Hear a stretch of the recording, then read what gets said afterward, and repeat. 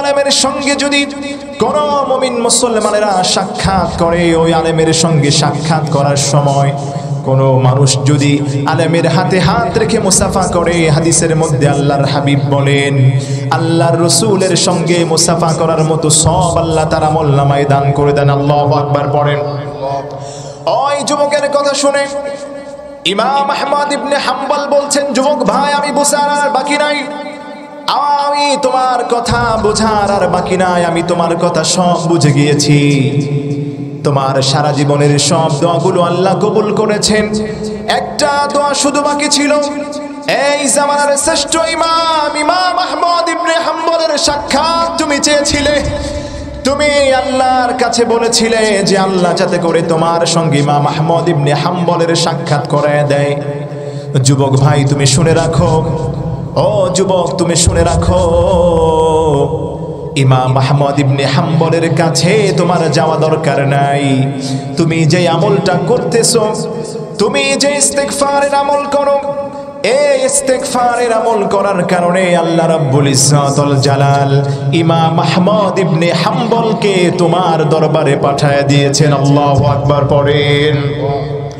ইমাম আহমদ ইবনে হাম্বল বলছেন, আনা আহমদ ইবনে হাম্বল আনা মুহাদ্দিসুদ দাহর, আমি হচ্ছি ইমাম আহমদ ইবনে হাম্বল, আমি হচ্ছে এই জামানার শ্রেষ্ঠ মুহাদ্দিস ইমাম আহমদ ইবনে হাম্বল, আমি তোমার দরবারে হাজির হয়ে গিয়েছি।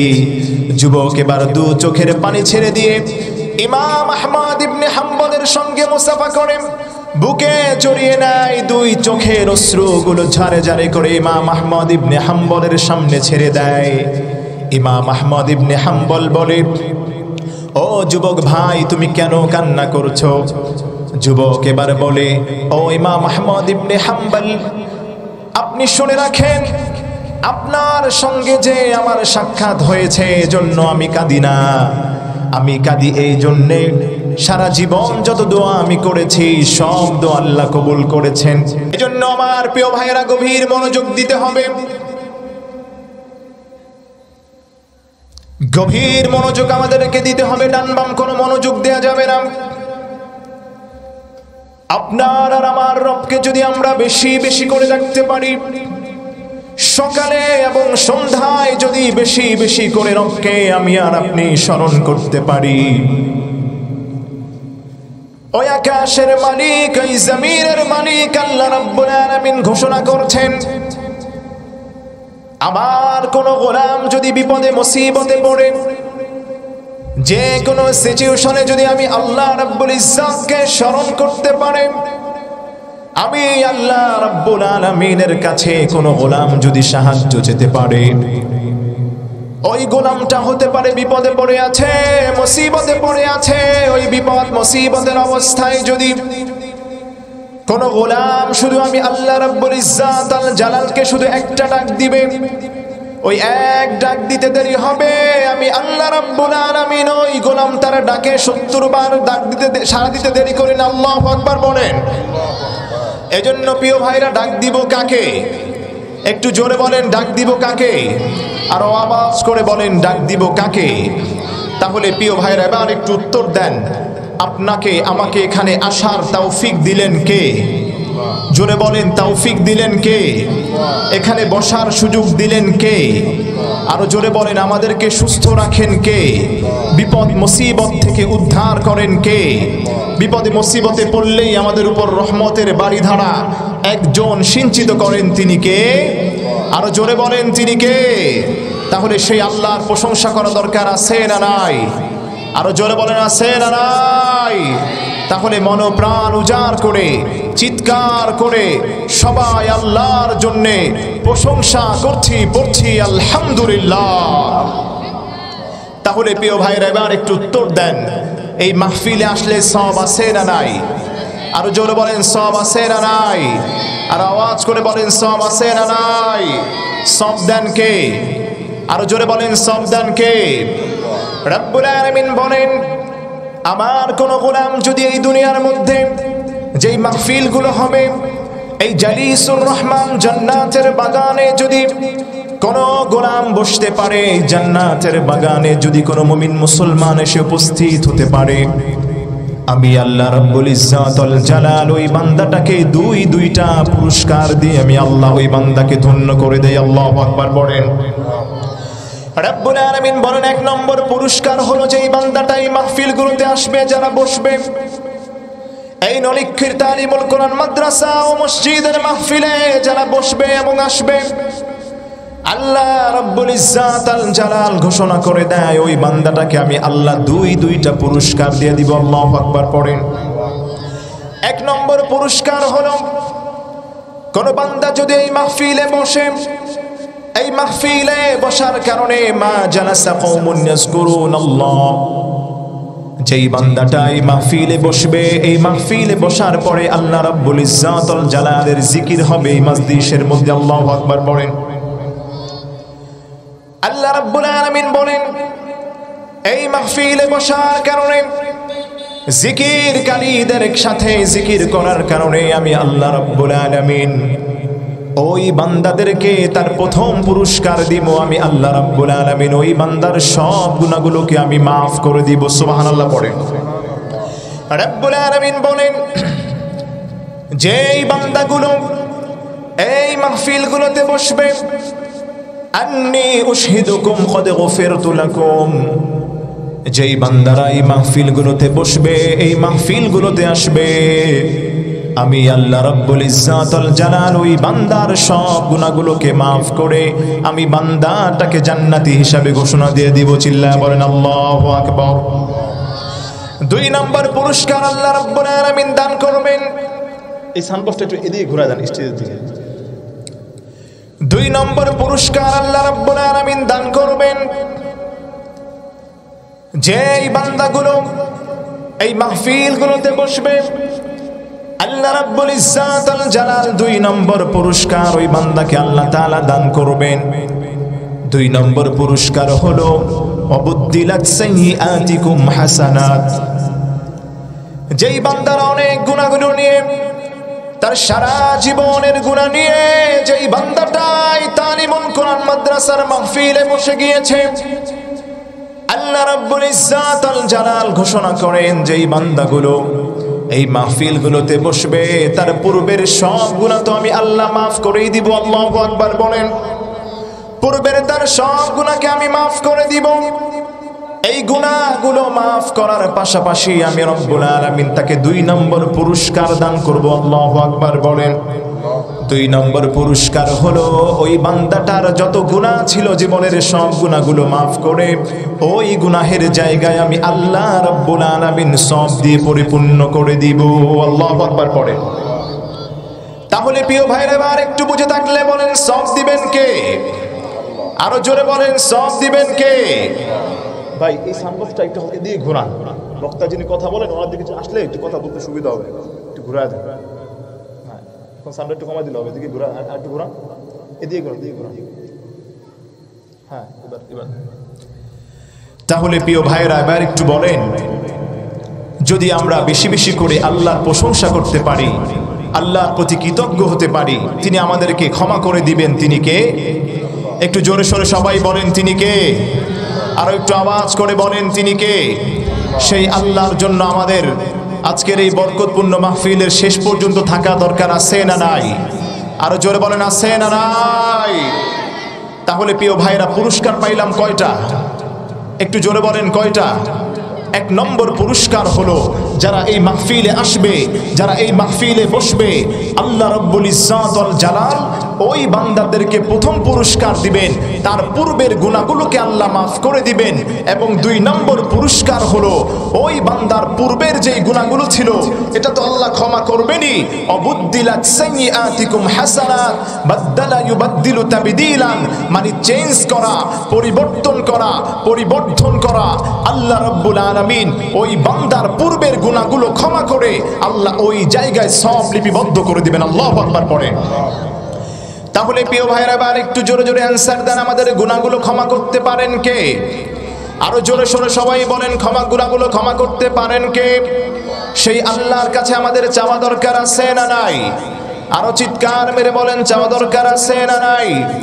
যেই বান্দারা বেশি বেশি করে আল্লাহর কাছে চায় ওই আল্লাহ রব্বুল ইজ্জাতুল জালাল বলেন যে এই বান্দাটা আমি আল্লাহর কাছে বেশি বেশি চাইতে পারবে তাকে আমি আল্লাহ রাব্বুল আলামিন এই দুনিয়াতেই অসংখ্য পুরস্কার দান করব। আল্লাহু আকবার বলেন।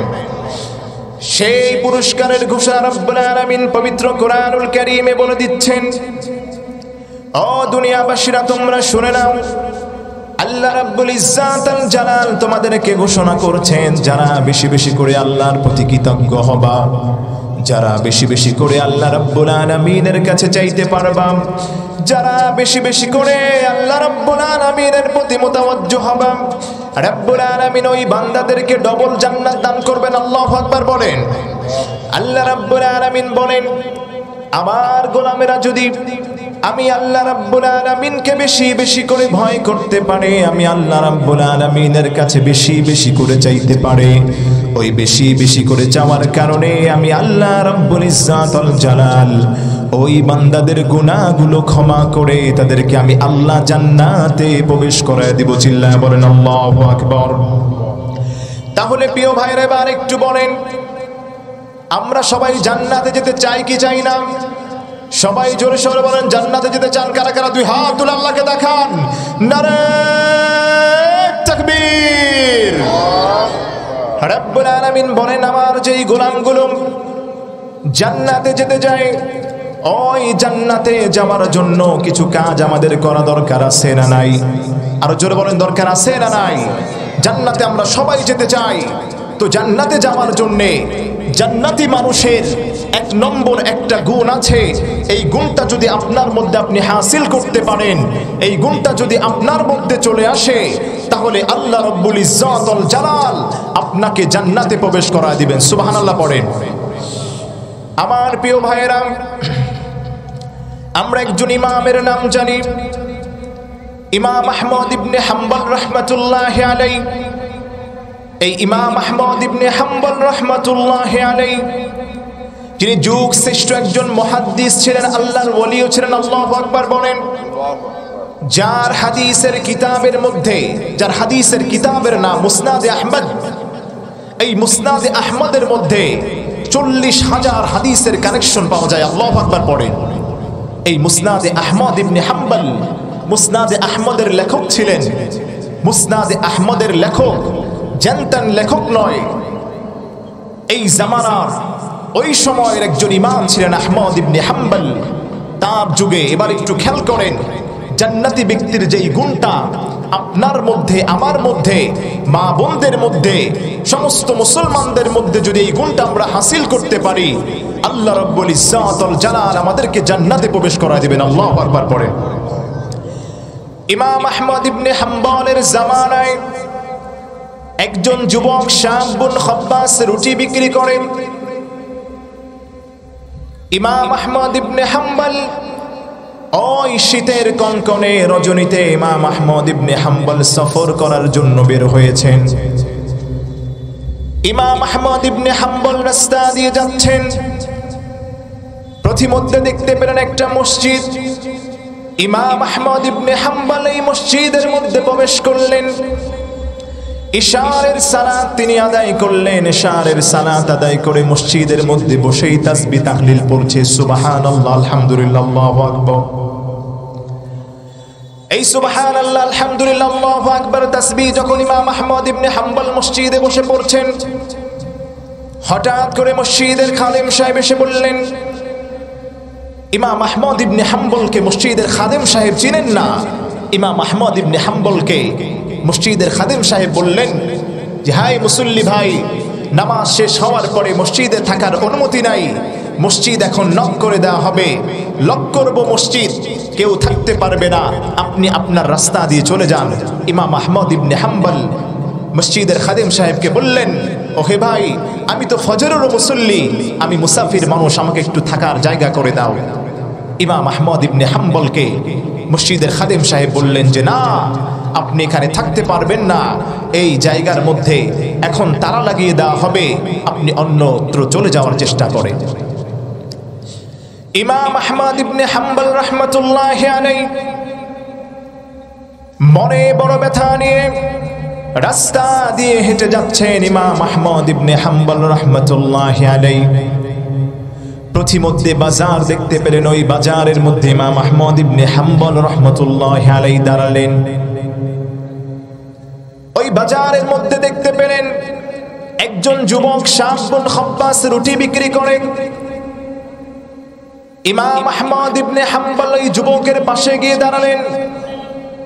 ইমাম আহমদ ইবনে হাম্বল রাহমাতুল্লাহি আলাইহি যখন যুবকের পাশে গিয়ে দাঁড়িয়ে গেলেন, যুবককে বললেন, ইয়া শাব, হে যুবক ভাই, তোমার কাছে আমি বলতে চাই, আমি তো রাস্তায় বের হয়েছি, রাস্তায় বড় ঠান্ডা, বড় কুয়াশা রাস্তার মধ্যে। এখন আমি একটু আগুনের তাপ চাই, তোমার এখানে দাঁড়িয়ে থাকা যাবে কিনা? ইমাম আহমদ ইবনে হাম্বল ওই যুবকের কাছে গিয়ে বললেন যে, যুবক ভাই, আমি একটু তোমার কাছে আগুনের তাপ নেই, তুমি যেহেতু রুটি শিখছো, রুটি বেলছো। ওই যুবক বললেন, আহলান সাহলান মারহাবান, হ্যাঁ অবশ্যই আপনি থাকেন, আপনি আমার পাশে বসেন, ফজরের আজান দিলে আপনি আবার চলে যাইতেন।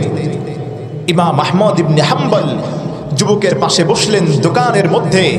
ইমাম আহমদ ইবনে হাম্বল তিনি লক্ষ্য করলেন যে যুবকের দৃষ্টি, যুবকের অবস্থা তিনি পর্যবেক্ষণ করতেছেন। আর ইমাম আহমদ ইবনে হাম্বল দেখছেন যে ওই যুবকটা রুটি বেলছে আর পড়ছে আস্তাগফিরুল্লাহ।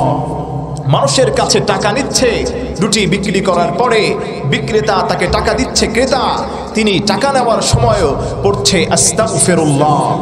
এরপরে যখন টাকা আবার রিটার্ন করছে, ব্যাক করে দিচ্ছে, ওই সময়ও পড়ছে আস্তাগফিরুল্লাহ। আল্লাহু আকবার পড়েন। যুবকের এই অবস্থা দেখে ইমাম আহমদ ইবনে হাম্বল বড় আশ্চর্যান্বিত হয়ে গেলেন। হায় হায়, যুবক এটা কি করে? টাকা দেওয়ার সময়ও যুবক পড়ছে আস্তাগফিরুল্লাহ, টাকা নেওয়ার সময়ও যুবক পড়ছে আস্তাগফিরুল্লাহ। আস্তাগফিরুল্লাহ শব্দের অর্থ কি? আস্তাগফিরুল্লাহ যারা বেশি বেশি করে পড়বে, মাল্লাজিমাল ইস্তিগফার জাআলাল্লাহু লাহু মিন কুল্লি দিকিম মাখরাজা। আল্লাহু আকবার পড়েন।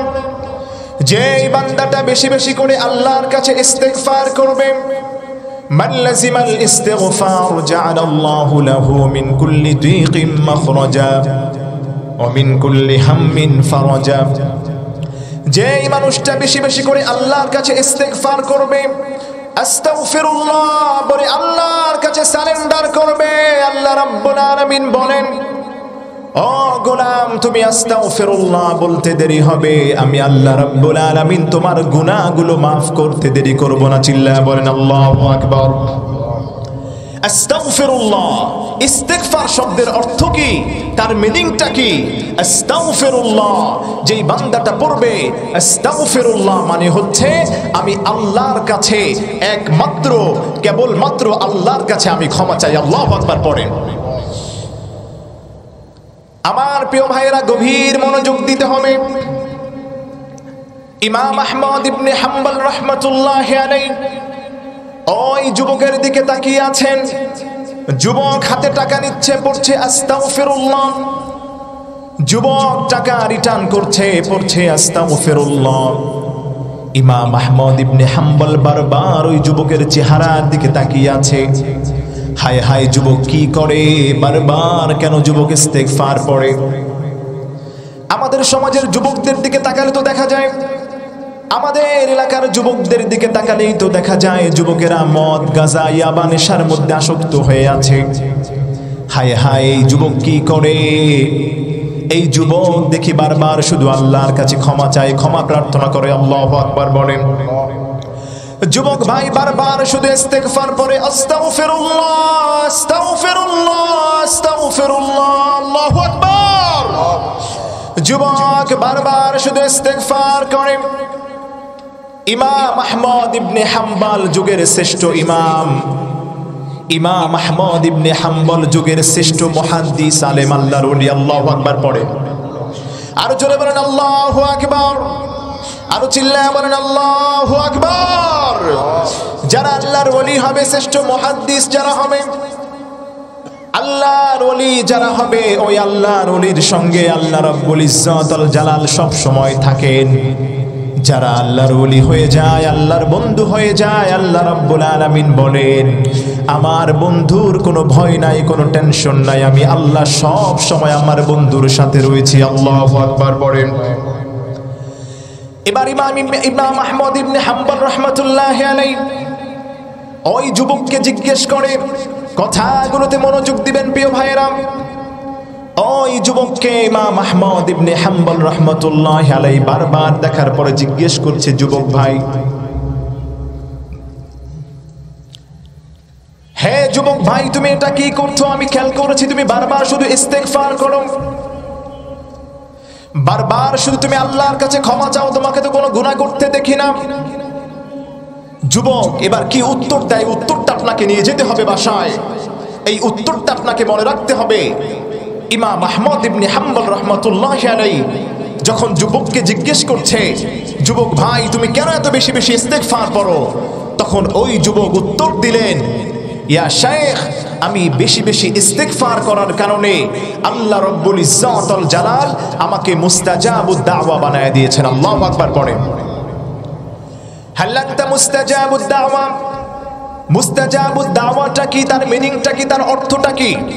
মুস্তাজাবুদ দাওয়া ওই মানুষটাকে বলা হয় যেই মানুষটা আল্লাহর কাছে দোয়া করতে দেরি হবে, আল্লাহ দোয়া কবুল করতে দেরি করেন না। আল্লাহু আকবার পড়েন।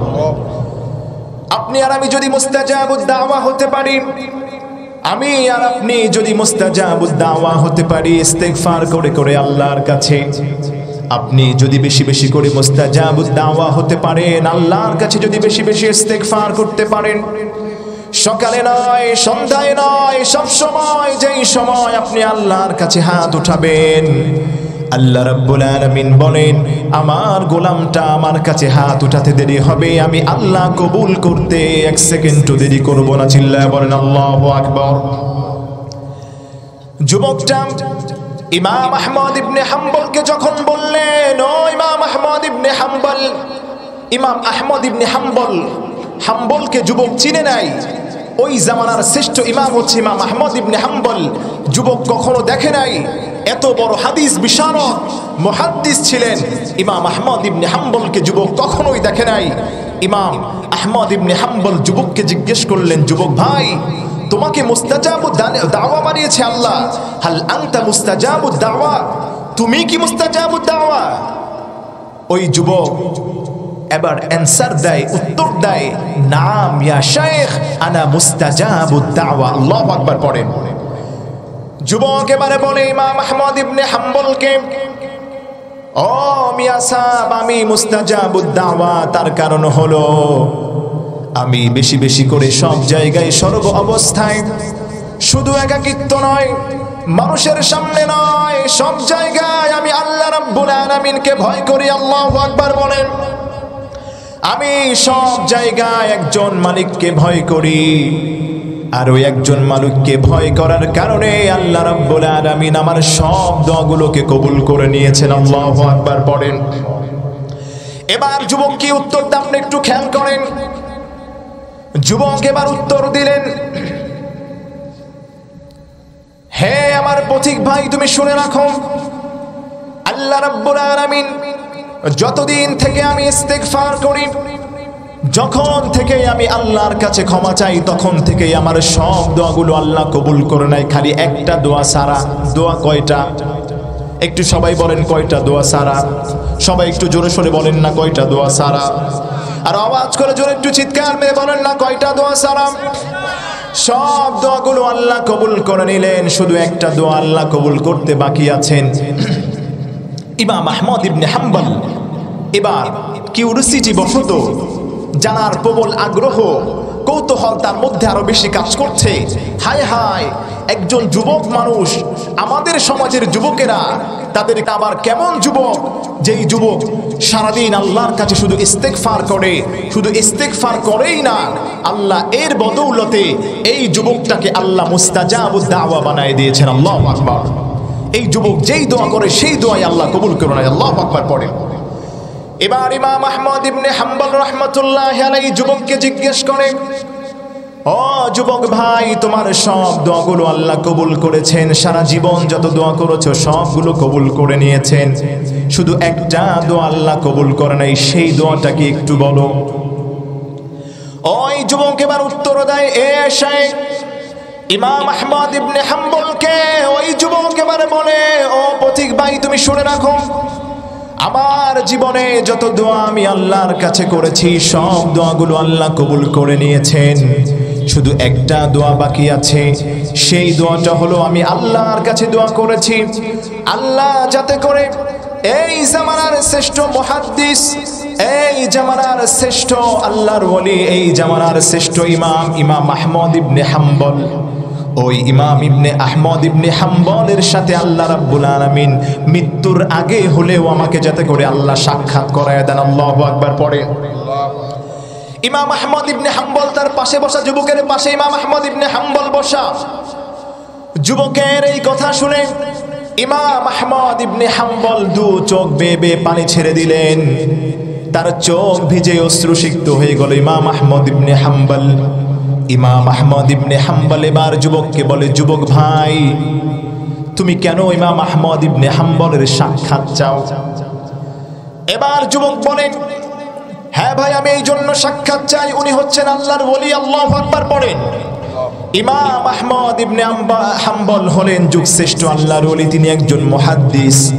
হাদিসের মধ্যে আসছে, যারা কোনো আলেমের সঙ্গে মুসাফা করে, কোনো আলেমের সঙ্গে যদি কোনো মুমিন মুসলমানেরা সাক্ষাৎ করে, ওই আলেমের সঙ্গে সাক্ষাৎ করার সময় কোনো মানুষ যদি আলেমের হাতে হাত রেখে মুসাফা করে, হাদিসের মধ্যে আল্লাহর হাবিব বলেন, আল্লাহর রসুলের সঙ্গে মুসাফা করার মতো সব আল্লাহ তার আমলনামায় দান করে দেন। আল্লাহু আকবার পড়েন। ওই যুবকের কথা শুনে ইমাম আহমদ ইবনে হাম্বল বলছেন, যুবক ভাই, আমি বোঝার আর বাকি নাই, আমি তোমার কথা বোঝার আর বাকি নাই, আমি তোমার কথা সব বুঝে গিয়েছি। তোমার সারা জীবনের সব দোয়াগুলো আল্লাহ কবুল করেছেন, একটা দোয়া শুধু বাকি ছিল।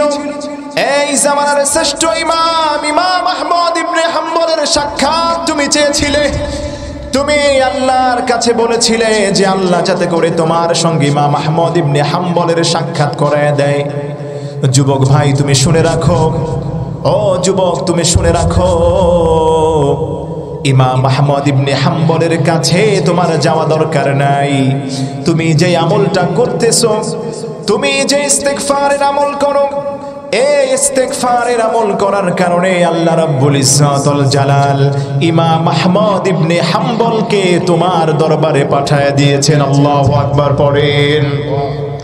ইমাম আহমদ ইবনে হাম্বল বলছেন, আনা আহমদ ইবনে হাম্বল আনা মুহাদ্দিসুদ দাহর, আমি হচ্ছি ইমাম আহমদ ইবনে হাম্বল, আমি হচ্ছে এই জামানার শ্রেষ্ঠ মুহাদ্দিস ইমাম আহমদ ইবনে হাম্বল, আমি তোমার দরবারে হাজির হয়ে গিয়েছি।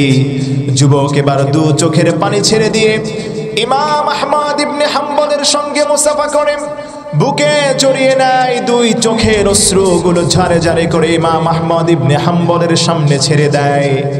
ইমাম আহমদ ইবনে হাম্বল বলে, ও যুবক ভাই, তুমি কেন কান্না করছো? যুবক এবার বলে, ও ইমাম আহমদ ইবনে হাম্বল, আপনি শুনে রাখেন, আপনার সঙ্গে যে আমার সাক্ষাৎ হয়েছে এজন্য আমি কাঁদি না, আমি কাঁদি এই জন্যে সারা জীবন যত দোয়া আমি করেছি সব দোয়া আল্লাহ কবুল করেছেন। হয়তোবা আমি ভেবেছিলাম এই একটি দোয়া আল্লাহ তাআলা কবুল করবেন না, কিন্তু আমি মৃত্যুর আগেও দেখে গেলাম আমার শেষ দোয়াটাও আল্লাহ কবুল করে নিলেন। আল্লাহু আকবার বলেন। তাহলে প্রিয় ভাইরা, আর একটু বলেন, যদি আমি আর আপনি বেশি বেশি করে আল্লাহর কাছে ইস্তেগফার করতে পারি, আল্লাহর কাছে ক্ষমা চেতে পারি, আপনার আমার গুনাহ যদি নদীর সমান হয়, মাফ করে দিবেন কে? আর একটু জোরে সোরে বলেন, গুনাহগুলো ক্ষমা করে দিবেন কে? আপনার গুনাহ যদি সমুদ্রের সমান হয়ে যায়, ওই সময় যদি আপনি আল্লাহর কাছে বেশি বেশি করে তাওবা করেন, ইস্তেগফার করেন, ওই সময় আপনার গুনাহগুলো একজন ক্ষমা করে দিতে পারেন, তিনি কে? আর জোরে সোরে বলেন, তিনি কে? এজন্য আমার প্রিয় ভাইরা, যদি আপনার গুনাহ খালের সমান, বিলের সমান, নদীর সমান হয়, আল্লাহর রহমত আর সাকিনা হচ্ছে সমুদ্র পরিমাণ। আল্লাহু আকবার পড়েন। আপনার গুনাহ যদি সমুদ্র পরিমাণ হয়ে যায়, আল্লাহ রাব্বুল ইজ্জাত আল জালাল বলেন আমার রহমত আর দয়া হচ্ছে পাহাড় সম পরিমাণ। আল্লাহু আকবার পড়েন। আল্লাহ রাব্বুল আলামিন বলেন কোন গোলামের গুনাহ যদি পাহাড় সমান হয়ে যায়, আমি আল্লাহ রাব্বুল ইজ্জাত আল জালালের রহমত আর দয়া হচ্ছে আকাশ পরিমাণ। আল্লাহু আকবার পড়েন। তাহলে প্রিয় ভাইরা, তাহলে প্রিয় মুসল্লিরা, এলাকার মুমিন মুসলমানেরা, আপনার আমার গুনাহ আছে না নাই? একটু জোরে বলেন আছে না নাই? আমি আর আপনি যদি গুনাহ হওয়ার পরে আল্লাহর কাছে সারেন্ডার করতে পারি, ইস্তেগফার করতে পারি 24/7, সপ্তাহে 7 দিন, দিনে 24 ঘন্টা, আমি আর আপনি যদি আল্লাহর কাছে ফিরে আসতে পারি, আর রুজুউ ইলাল্লাহ, to go back to your lord, আল্লাহর কাছে ফিরে আসার কারণে আল্লাহ রাব্বুল ইজ্জাত আল জালাল ওই বান্দার জীবনের সব গুনাহগুলোকে maaf করে দেন। আল্লাহু আকবার পড়েন। তাহলে প্রিয় ভাইরা, এবার একটু মনোযোগ দেন। এবার একটু আমার সঙ্গে বলেন, আপনার গুনাহ যদি সাগর সমুদ্র পরিমাণ হয়, গুনাহগুলো ক্ষমা করে দিতে পারেন একজন, তিনি কে? আরো জোরে বলেন, তিনি কে? তাহলে প্রিয় ভাইরা, সব জায়গায় আমরা গুনাহর জন্য ক্ষমা চাইবো কার কাছে? আরো জোরে বলেন, ক্ষমা চাইবো কার কাছে? আল্লাহর কাছে যদি আপনি ক্ষমা চেতে পারেন, আপনার গুনাহগুলো সব ধুয়ে মুছে সারখার করে দিবেন একজন, তিনি কে? আর একটু জোরে সোরে বলেন না, তিনি কে?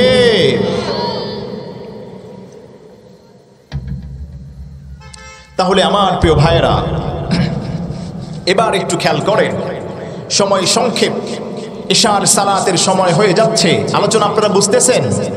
বাসায় নিয়ে যাওয়া যাবে তো ইনশাল্লাহ? এই কথাগুলো বাসায় নিয়ে যাবেন, মানুষদের কাছে পৌঁছাবেন, ফ্যামিলির কাছে দিবেন, সন্তানদেরকে শিক্ষা দিবেন, আপনার ফ্যামিলিটাকে বরকতময় করে দিবেন একজন, তিনি কে? আরো জোরে সোরে বলেন, তিনি কে? আরো আওয়াজ করে বলেন, তিনি কে? এজন্য সব জায়গায় ভয় করব আমরা কাকে? আরো জোরে সোরে বলেন, ভয় করব কাকে?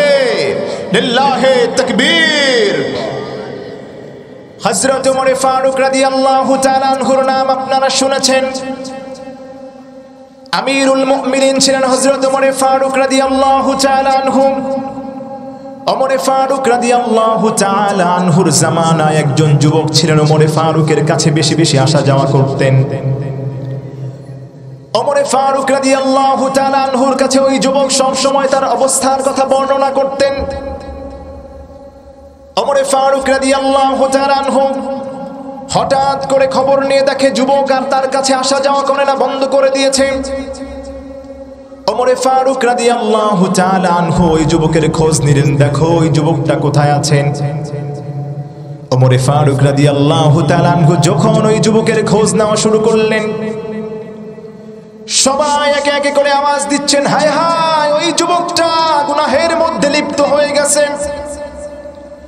ওমর ফারুক রাদিয়াল্লাহু তাআলা আনহু ওই যুবকের সন্ধান খুঁজে বের করলেন। ওই যুবকটাকে ওমর ফারুক রাদিয়াল্লাহু তাআলা, খেয়াল করেন, ওমর ফারুক রাদিয়াল্লাহু তাআলা ওই যুবকটাকে ডাকলেন, ডেকে জিজ্ঞেস করলেন, যুবক ভাই, তুমি তো নিয়মিত আমার কাছে আসা যাওয়া করো, তোমার হালতের বর্ণনা করো, গুনাহ থেকে বাঁচার জন্য আমি তোমাকে ইনফরমেশন দেই, আল্লাহর দিকে তুমি ধাবিত হও।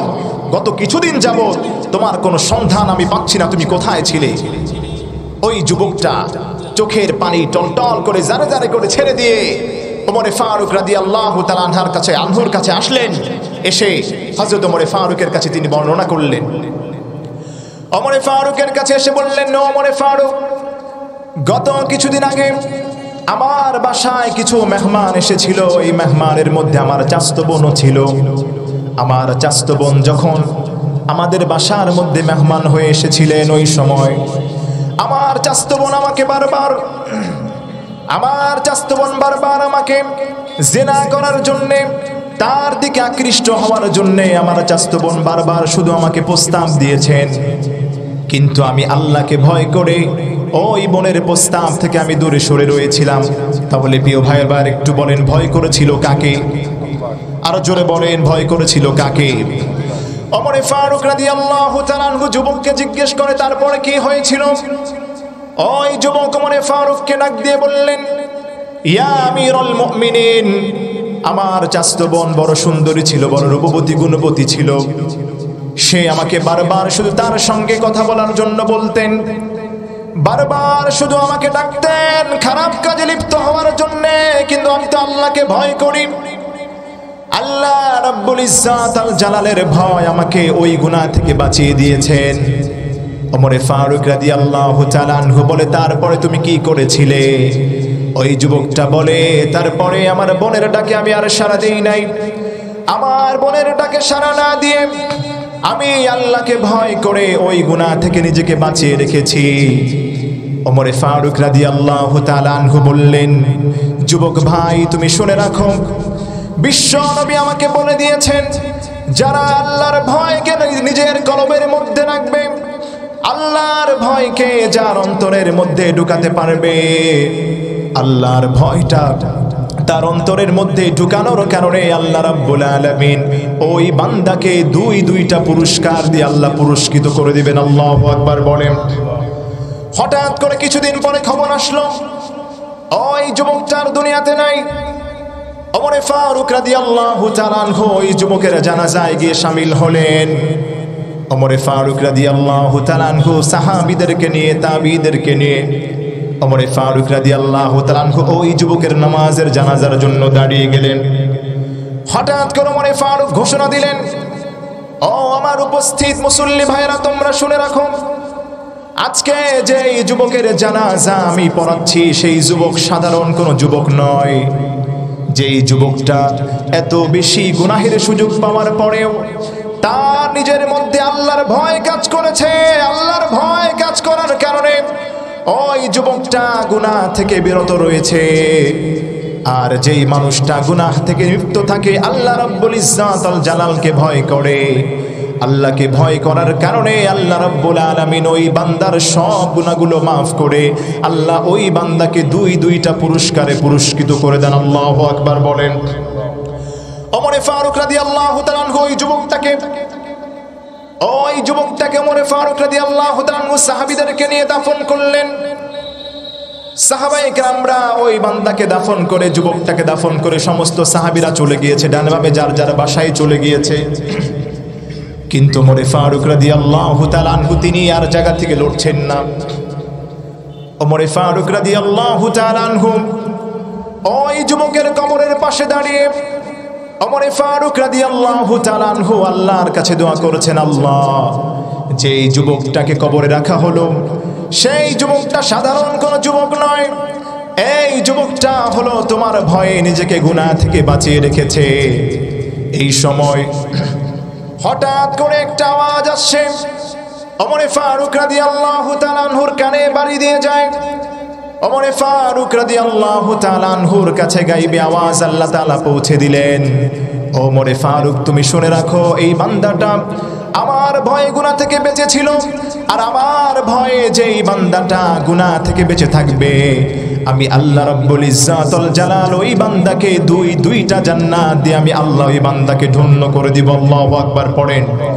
তাহলে প্রিয় ভাইরা, আপনি আর আমি যদি গুনাহ থেকে বাঁচতে পারি, ওয়ালিমান খাফা মাকামা রাব্বিহি জান্নাতান, আল্লাহ বললেন শুধু একটা জান্নাত নয়, যেই মানুষটা আল্লাহকে ভয় করবে, যেই যুবকটা আল্লাহকে ভয় করবে, যেই মুসল্লি আল্লাহকে ভয় করতে পারবে, আল্লাহ রাব্বুল ইজ্জাতুল জালাল ওই বান্দাটাকে দুইটা জান্নাত আল্লাহ তাকে দান করবেন। সুবহানাল্লাহ পড়েন।